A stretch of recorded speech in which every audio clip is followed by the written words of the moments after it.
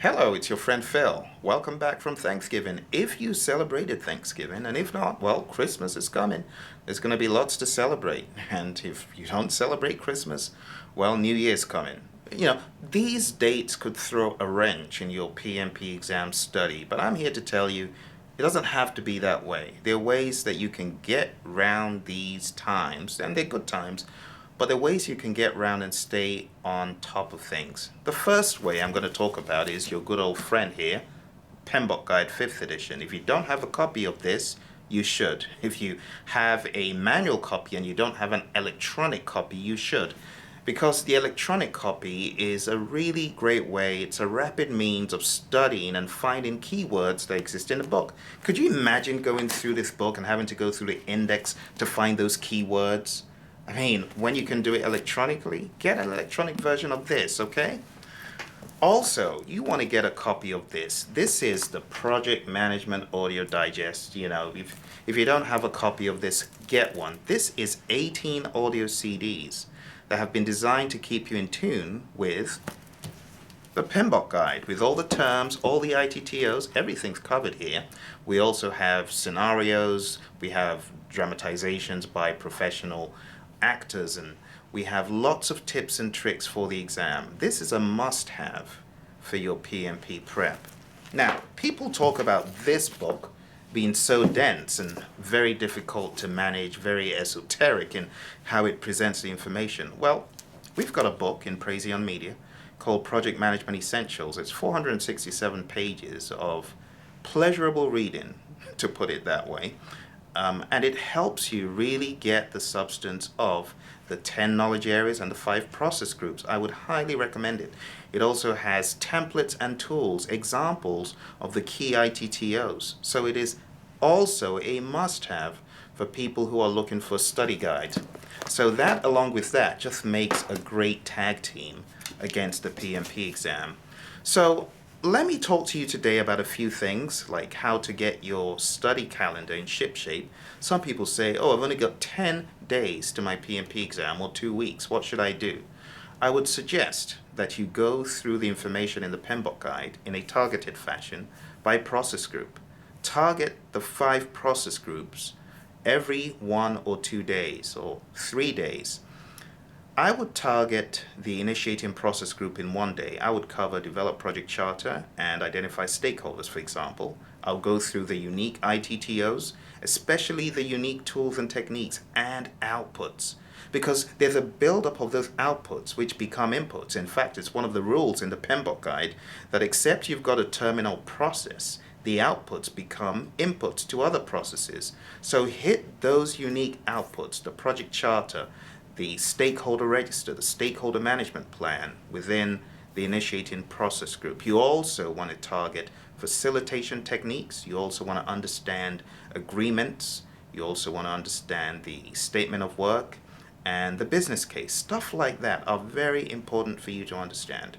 So that would be my day 1. I would just open up our book and I would hit those 2 in our book thoroughly, and I'll go to the learning management system and cover those areas that I've studied in stakeholder management and integration management, which are within the initiating process group. When you get done with that, I would like you to think about these next 24 processes that are within planning. Now, if you want to break them out into 3 days, which is 8 processes a day, or 8 days, 3 processes a day, however you break them out, you have got 24 processes within the planning process group to cover. Now, if you take a look at plan scope management, plan cost management, plan schedule management, plan risk management, plan stakeholder management, you'll find a lot of commonality. You'll find that for the most part, the tools and techniques are the same. You'll find that many of the inputs are similar. So the big things you're contending with are really the outputs. If I were you, I'd study all of those on 1 day. I'd do all of the plan scope, plan cost, plan schedule, plan risk, plan stakeholder. I'd do those on 1 day. You've got 5 out of the way because they're so similar. They're very easy to understand. And then you've got a few left. Of course, you've got, in the develop project management plan process, you've got quite a lot of subsidiary plans to look at from page 78 in that book. right? You also have the, plan procurement management, but within certain areas, you've got so many tiny little processes that are used. For example, in time management, you've got 5 processes apart from the plan schedule management process. You've got 5 of those. You've got define activities, sequence activities, estimate activity resources, estimate activity durations, develop schedule. I'd take one day and cover all of those because they're all within the same knowledge area. And then another day I'd take, for example, in risk management, you've got identify risks, perform qualitative risk analysis, perform quantitative risk analysis. You've got plan risk responses and monitor and control risks in monitoring and controlling. But you've got 4 within the planning process group in risk that is not plan risk management that you could cover on another day. So I want you to look for commonalities in these planning processes, attack them methodically, and that will really help you tie all the loose ends.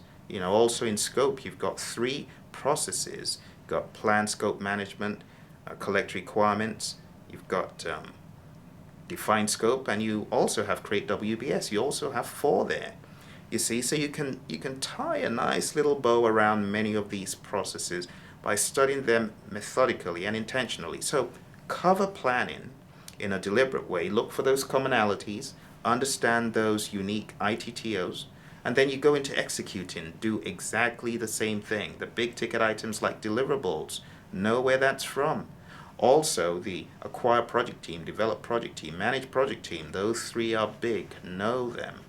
Okay, so you could take another 2 or 3 days to go through the executing process group, which has 8, and then you move into monitoring and controlling, which has 11. You do the same thing. Now here, I want you to take note, in monitoring and controlling, work performance data is an input to almost every one of those monitoring and controlling processes, and then the output from having that work performance data is work performance information.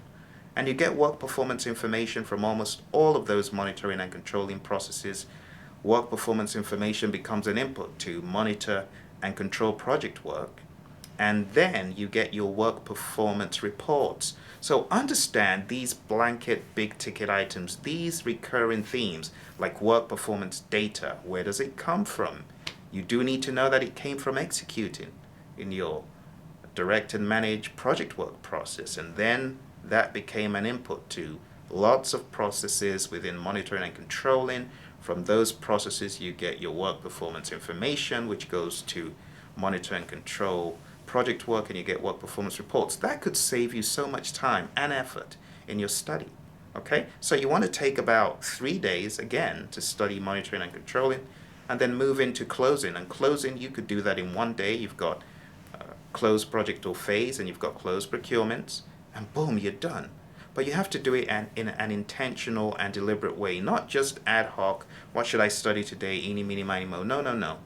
You might want to look for the video where I have my 7-system study program for the PMP exam. You'll find it in the videos. It's there. That will also give you ideas on how to cover this stuff. But I tell you, CD a day keeps the PMP blues away. If you could listen to one of these CDs on your daily commute or as you do chores at home, and you really truly understand what you're listening to, it will greatly help you. It will greatly make things so much easier for you that you would wish you had done so earlier. So that's the Project Management Audio Digest, and like I said, get the electronic version of this. Something else I would recommend that you do, the PMI Lexicon of Terms.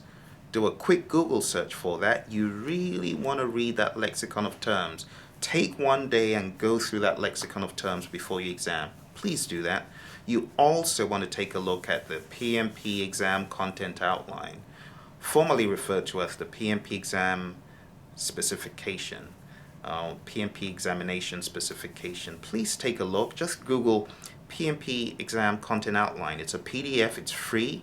Read it, and it will show you the breakdown of how the PMP exam is set.